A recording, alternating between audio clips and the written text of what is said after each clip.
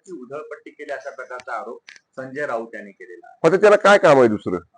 त्यांना म्हणाव तुमच्या लोकांनी ऐनवेळी अर्ज का काढले त्याचा खुलासा करा ना आधी, त्याच्यावर पांघरून घालायचं.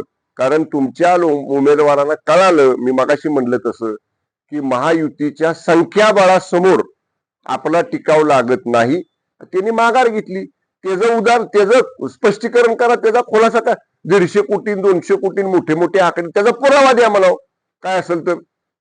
तुमचा दावा आहे की मताच्या सगळे गणित बघितल्यानंतर, आकडेवारी बघितल्यानंतर महाविकास आघाडीच्या उमेदवारांनी मागे. मात्र विरोधकांकडून आरोप होतो की मोठ्या प्रमाणावर महायुतीकडून दबावाचं राजकारण केलं गेलं, पैशाची आमिष दाखवली गेलेली आहेत आणि त्यामुळं एका मताला किमान 25 लाख रुपयांची.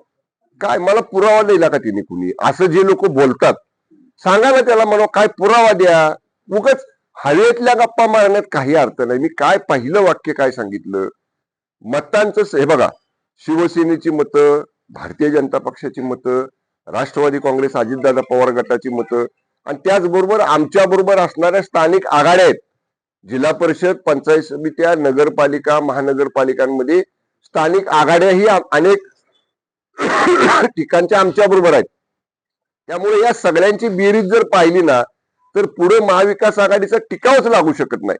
आणि अशा परिस्थितीमध्ये अर्ज भरायचा, शेवटच्या क्षणापर्यंत म्हणायचं अटीतटीची निवडणूक होणार, आम्ही महायुतीला त्यांची जागा दाखवू, हे मोठी मोठी वक्तव्य संजय राऊत नेहमीच करतात.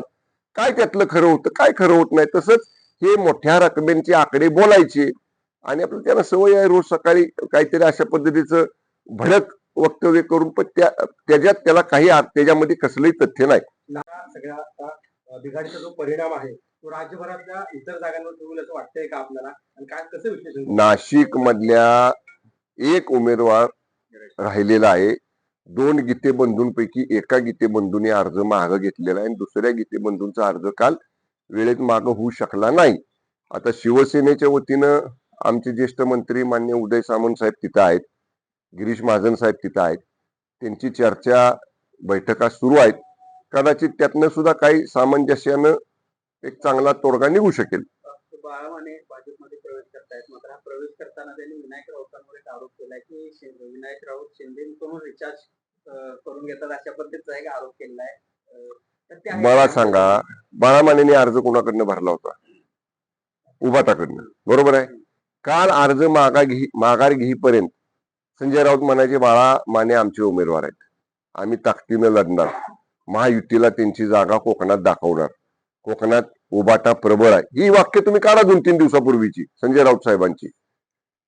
जेव्हा बाळामाने साहेबांना कळालं की आता हिथं संख्या बिरीजच नाही आपल्याकडं आणि विनाकारण आपला तिथं टिकाव लागणार नाही, त्यांनी मनाचा मोठेपणा दाखवून अर्ज मागं घेतला की बाळामाने वाईट झाली. म्हणजे मग लगेच संजय राऊत त्यांच्यावर बोलायला लागली. असं नाही ना. आणि बाळामाने काय म्हटले विनायक राऊतांबद्दल, बरोबर काय म्हणले की विनायक राऊत कोणाची रिचार्जवर चालले. आता रिचार्जचा विषय नाही, पण अनेक लोक अशी आहेत उभाटामध्ये असणारे की ते आत्म शिंदे साहेबांना मानतात. ते उघड सांगतात काही आमच्या तांत्रिक अडचणी आहेत त्यामुळं आम्हाला इथं राहिलं, आम्ही इथं राहिलोय. पण अनेक लोक आम्ही शिवसेनेच्या आमच्या चांगल्या मोठ्या नेत्यांच्या संपर्कामध्ये आहेत. आणि बाळामाने बोलले म्हणून बरं झालं, त्यांच्यातलंच आतल्या गोष्टी बाहेर आल्या. आम्ही कोणी बोललो नाही, भारतीय जनता पक्षाचं कोणी बोललं नाही. बाळामाने उभाटा आणि विनायक राऊत उभाटा, त्यामुळे त्यांच्यातल्याच गोष्टी ज्या काय आहेत त्या आता बाहेर आल्या. एका दृष्टीनं बरं झालं. महाराष्ट्रातल्या लोकांना उभाटामध्ये आतमध्ये काय चाललंय हे बाळामानेंच्या वक्तव्यामुळे बाहेर लोकांना कळालं.